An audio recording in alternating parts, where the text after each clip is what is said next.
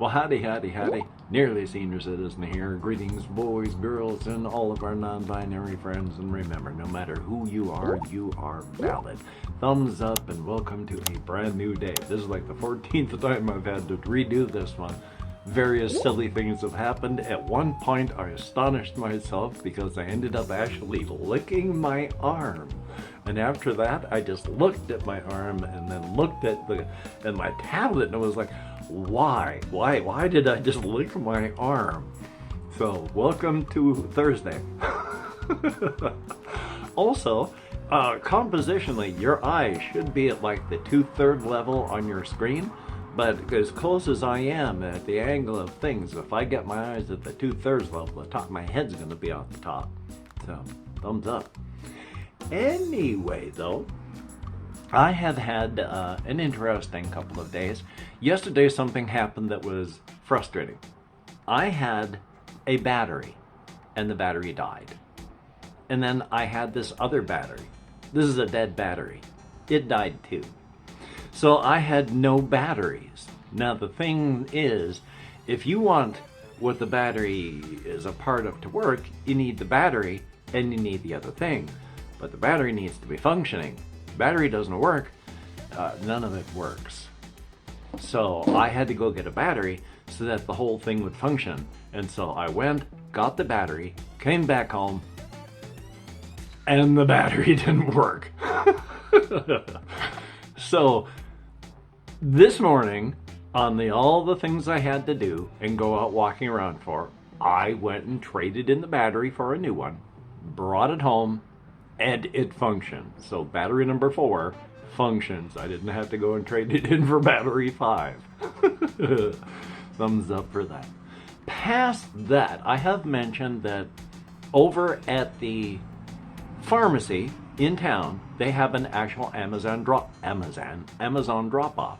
And if you go there, you can see the stacks of boxes where they just have stacks of boxes waiting for people to come and pick them up. Now, on the outside of the building, they do not say anything about it being an Amazon drop place. On the inside of the building, there are no signs to indicate that it is an Amazon pickup place. At the front counter, where you pick up your prescriptions and such, and also your Amazon packages, there is nothing there to show that you can pick up an Amazon package. There is a consultation, a drop-off, and a pickup window. I went to the pickup window to say, hey, how about the Amazon package thing? And I was told, no, right place, wrong line. You don't go to the pickup window to do your pickup. You go to the drop-off to do pickup. Pickup isn't for pickup. Drop-off is for pickup. But nowhere is there a sign to indicate anything about like that. But I got the package and it worked out well. What I ordered was a pack, well, not a pack, 500 of these card sleeves. And I've been using them. I put as many of my cards into these sleeves as I could. There are no longer any cards in this box because there's just, well, this is X number of sleeves. If you put, 50 cards, say, inside that, then say this is 50 of them, that's half that added to the stack. So it doesn't fit anymore inside of here. Now, what I have been doing inside of my iron helm, because in the iron helm box, I only have like this much stuff that's actually iron helm. The cards, tokens, and dice, and then the rest has just been crushed paper. But now I'm keeping the 8-bit dungeon cards in here so that I got a place to put them all. And I'm going to undo the box or keep the box or do something to indicate that the cards are in here, because eventually I'm going to have enough cards that they won't just fit inside of this, I hope. So thumbs up on that, and I just wanted to talk about the thing that I had done, because it's not just this. I also put as many of my final girl cards into these same sleeves as I could. The only ones that I haven't put into those card sleeves that could fit are from the Tin Helm kit, because the Tin Helm stuff, the box is just big enough for the cards, and the cards are actually a little bit smaller than normal cards. So you put them in the plastic thing, they just don't fit in the box anymore. So I could put them into the sleeves where they wouldn't fit and put them into something else. And I've already struggled to find a place to put these, so I don't want to have to struggle to find a place to put the rest. No matter what I do to try and center myself, I'm just going to mention this. When I go into editing, I'm always off further to one side, no matter what I do. I don't know if it's because I'm turned or I'm angled weird, but I just thought I'd mention that. Thumbs up. Also, one of the things I want to try, I have mentioned that play mats are a good idea, because you can put down the play mat and it's just got the spots for everything. You know, like the game Iron Helm, there's all your inventory set on the play mat for, you know, where to put the sections. For all your little tokens, they're right up at the top. You know, you put these cards here, these cards here. It's all right there for you to play. Well, if you want the neoprene ones, they cost. And they don't just make them at a store. You gotta special order them from like the Game Crafter. I took a look at this. $21 for shipping. It cost $20 for one of the playmats. So if I buy a $20 playmat, that's $40. 2 playmats, $40, with shipping, $60. Suddenly, I'm edging pretty close to $100 for 2 sheets of neoprene. Oh boy! Do I have that kind of money for 2 sheets of neoprene? That's the question. So, I have, through my life, jerry-rigged so many things that I don't mind if things look slapped together, because they usually are. So what I bought was, this is like for printer, you know, but it's card stock, so it's thicker than regular paper. This is 75 sheets. It's not construction paper. I didn't really want that, but this is card stock stuff. So what I'm going to try and do is look up the dimensions on the advertising places, and they have some print and play sheets. Just copy those onto this, so that I can make my own paper playmat, because I want to play Iron Helm. I haven't been able to play it yet. I've played almost everything I have. Couple things I haven't yet. Iron Helm, because the one time I set it up, it was because my tables are all slick, and it was the first time, it took forever, and with my executive function / dysfunction issues, I couldn't do it. So Iron Helm, Zombicide, and the Arkham Asylum one that I can't remember what it's called, Elder Sign, the Chaosium Cthulhu Mythos stuff. That one I haven't played, and it looks very intense. I don't know if I ever can. And then the Zombicide, which those are big parts, so I'm probably just going to cannibalize that for use with other things. And then Iron Helm. And I want to play Iron Helm. No, excuse me. I have also ordered a Final Girl box. I think it's a Carnival one, all from the first season. I mean, there's season 2 that's out. You know, season 1 is five locations and killers. Season 2, 5 locations and killers. Season 3, 5 locations and killers. And I don't know about the Krampus one, if that's extra or just a part of the 5. So, hey. So yeah, that's $100 per season. You buy both seasons, you've spent $200, which is a lot of money. But I've spent at least that on solo RPG stuff. So I can't really complain if I'm going to get, you know, some box game things that cost over time. because that's the way I bought all my solo RPG stuff. You know, $10 here, $10 here, $10 here, $10 here. It adds up. And most of the stuff I've gotten, like with the 4 Against Darkness stuff, has been $10 and under. Once I start edging up to $15, I was raised by my grandparents, and my grandparents were Depression era. And when Depression era is, you didn't throw stuff away and you used as much as you could. You were just as frugal as bloody possible. It still affects me now. I hate throwing anything away, which is one of the reasons it's hurt so much moving the way I have the past couple times, because I've had to throw so much out. I lost so much before my wife died, and then I lost so much when my wife died, and then I lost so much when I had to move into the one house, and I lost so much when I've moved here. And I hate that. Life is life. I can't remember where I was going with that, but other than that is, yeah, I want to make a playmat on the card so I can play the game on the card stock, so I can play the games that I haven't yet. And I've ordered that thing. I've ordered at least one more of the Fabled Lands. I can't remember if it was 1 or 2.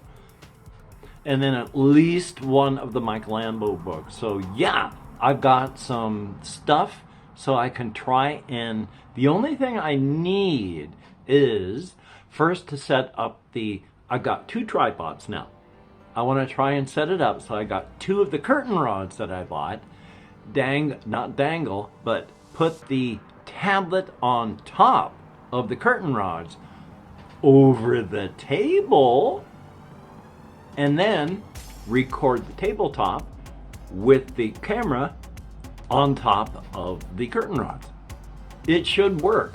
And if it does work, then yeah, I'm going to start doing all sorts of the solo stuff. And Chris in the comments had said, I guess you're doing only the solo RPG things? Well, since I have moved here, I've done 2 computer things. One of them, one of these Bullet Heaven types.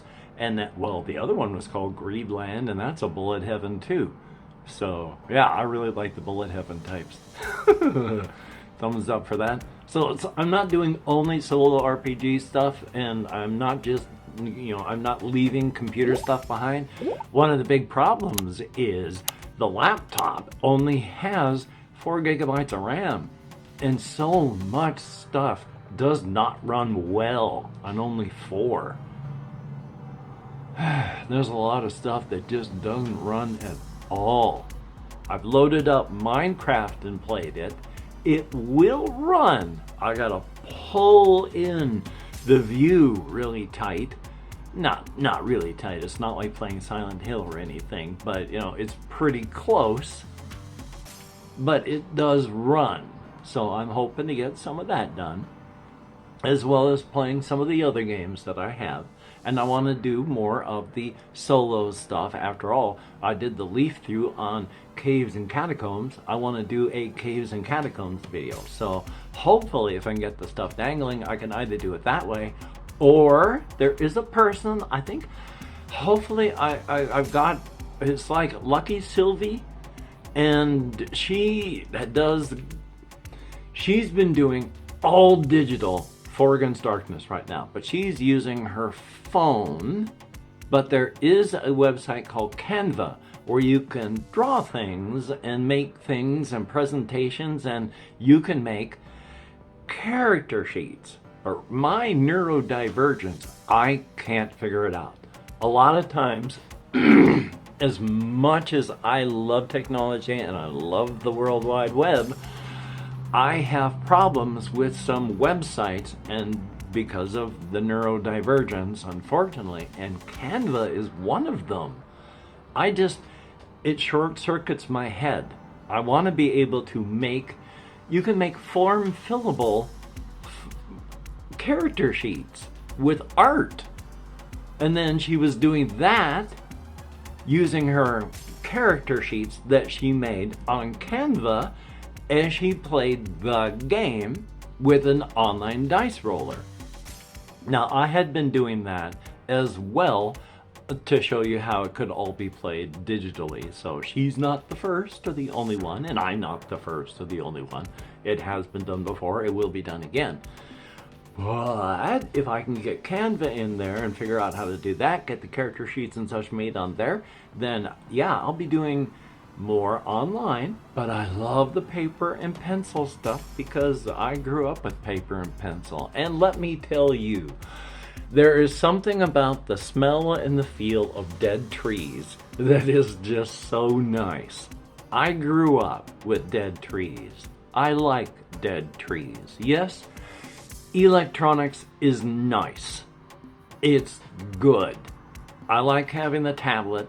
I like being able to read things on the tablet. I like being able to use it in lieu of going to like a library or some such to look things up. But I love dead trees and the smell of dead trees and places where they have good dead tree depositories.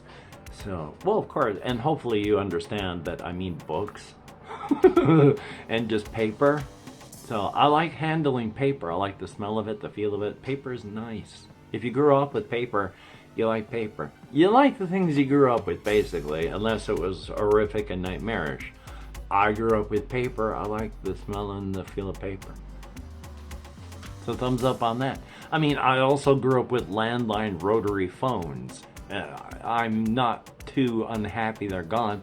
I wish that they hadn't been ruined by spam and robocalls, which of course has ruined any sort of making phone calls on mobile, except for people that are older or have issues that can't do texting, etc., etc., etc. You're always going to have people who can't or won't.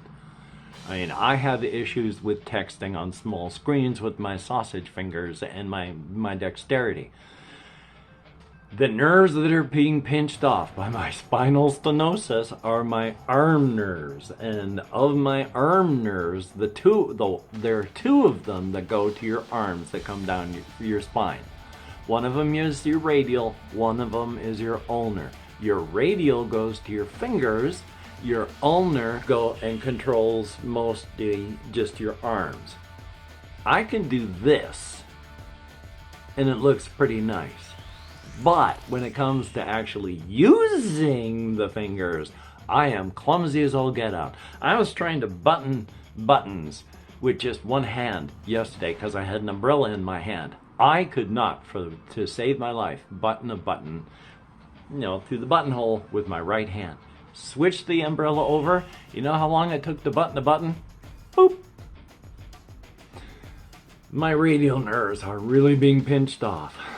The ulnar nerve, not so.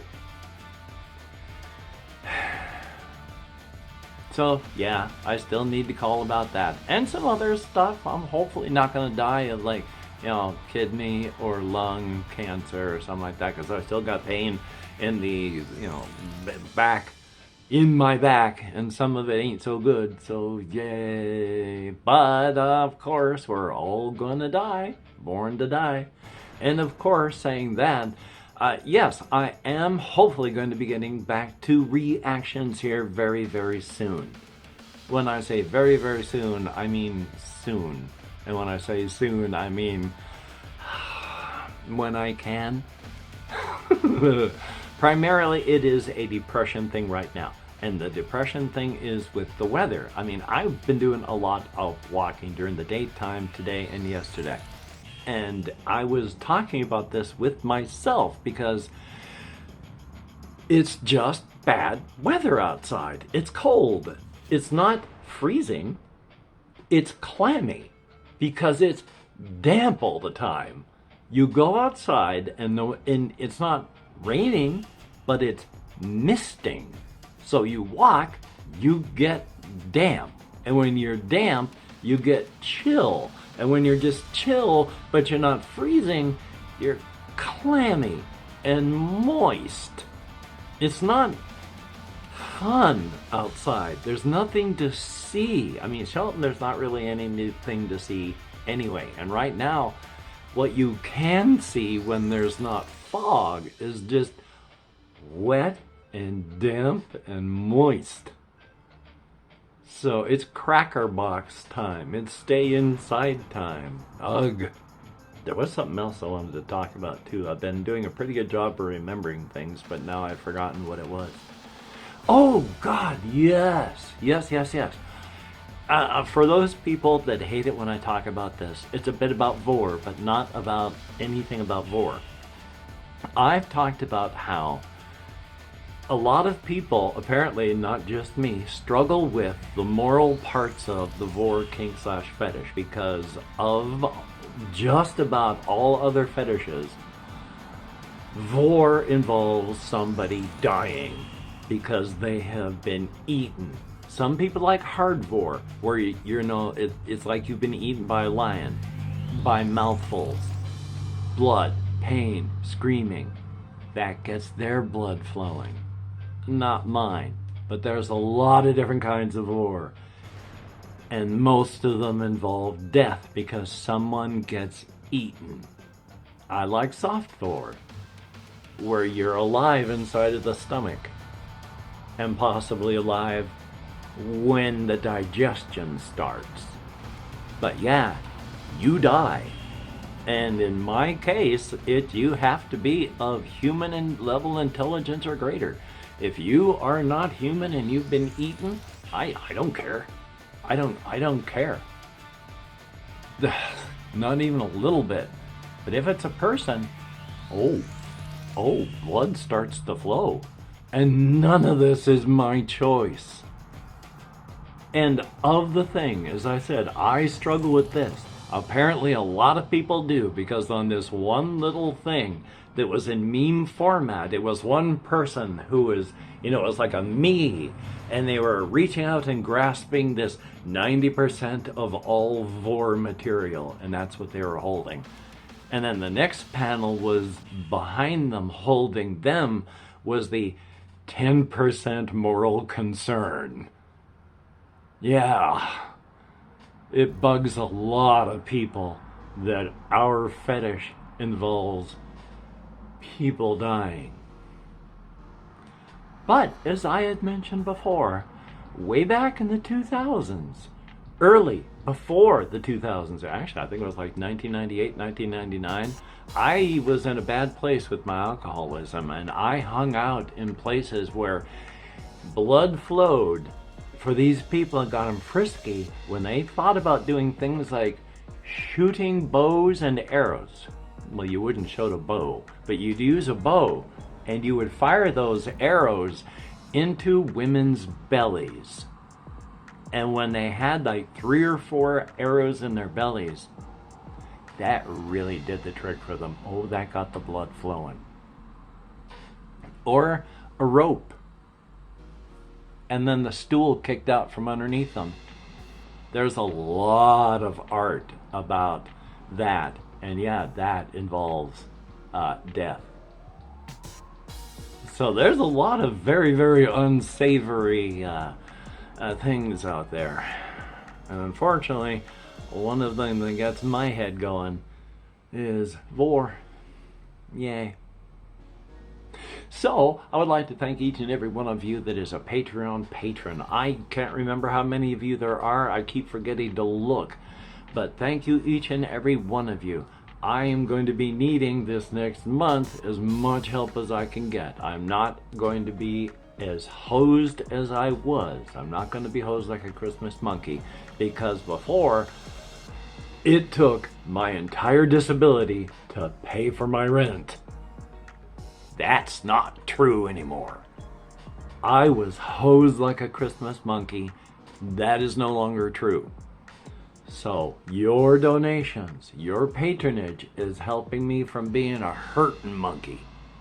And I might be a hosed monkey. We'll just have to see. For everybody that leaves me comments, I read each and every one of them. I answer as many as I can in comments, and if I can't do that, I try to address them in videos. And if I can't do that, I'm sorry, but I do read them. You're all beautiful and wonderful people, except for the people that leave vile comments. And I don't even read the full thing. Usually it's just, oh, abuse. Boom, you're banned. So, yeah, thumbs up for that. So, I'm going to spend the rest of the day just trying to set things up so I can record some caves and catacombs, whether I do it all digitally or if I draw a map. So we shall see what happens there. This has been a very long video. Thank you for watching. I'm gonna grab my stylus, even though through the magic of editing, I'm not using it to turn this off.